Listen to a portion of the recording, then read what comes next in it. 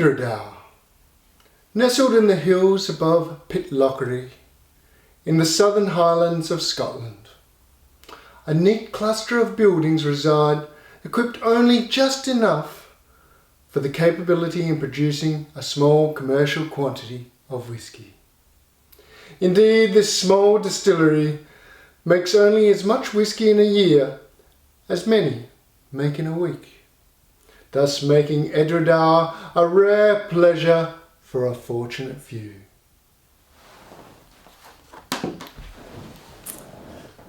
And today, whisky-loving legends, we are a fortunate few, because here I have the Edradour 10-year-old, the standard whisky of their range, from this little distillery in the southern Highlands of Scotland, which has the smallest traditional still in Scotland to date.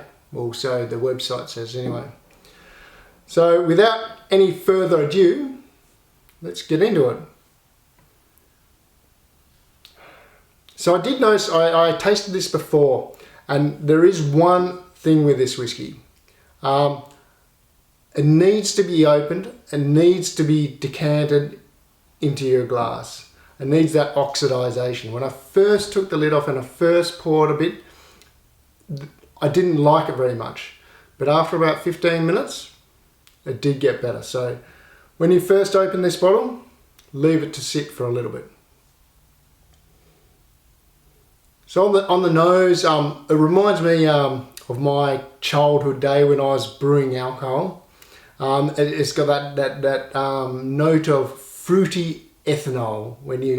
If you've ever distilled alcohol yourself using a fruit base, you know this fruity ethanol flavour. You also get it's a weird one because you get a crunchy apple. But you also have this overripe fruit, like almost rotten fruit, and then raisin, and then a very clean cut pear as well. So it's almost mixing a stewed rotten fruit into fresh fruit, and it's which I haven't had before. So the nose, like I said, if you let it sit for a while, is quite pleasant.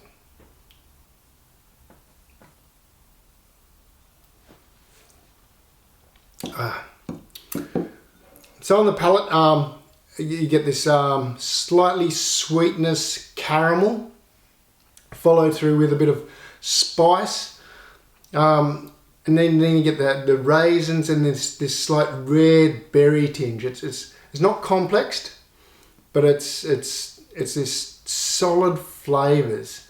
It's kind of like, so far it's kind of like your home cooked meal at grandma's house or your nan's house. It's not a gourmet meal, but you love it. It's warming. It's easy to eat. You don't worry about anything. It makes you happy.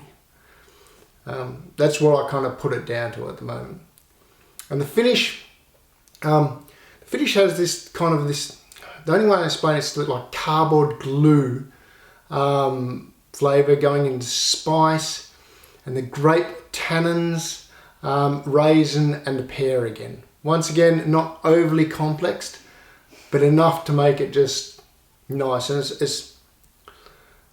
it's still there. It's a medium finish. It's not an overly long finish, but it's not a short finish at all. And it just kind of wafts on into your next sip. So from that, now I've got this tiny little bottle that I bought here, this 20 cl bottle.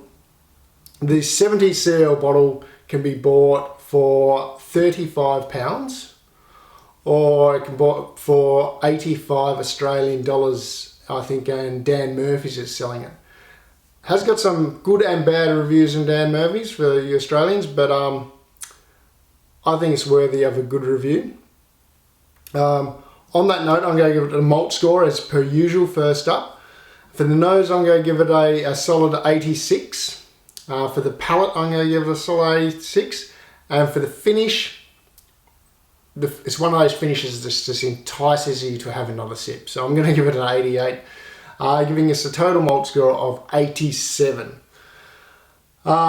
With that being the price, the either £35 or the 85 Australian dollars, I'm going to give it a was it worth it score of 7.5 out of 10. So it's a thumbs up for me. And I didn't mention before, it's that colour in the bottle, it's all natural colour. So there's no colour added, which I really like about this whiskey too. So just on a closing note, make sure you let it breathe, because when I first opened and poured it, I turned my nose to it and I thought this was going to be a thumbs down, but after 15 minutes it quickly became a thumbs up. So thumbs up from me, and may another glass of whiskey keep the corona away. Cheers.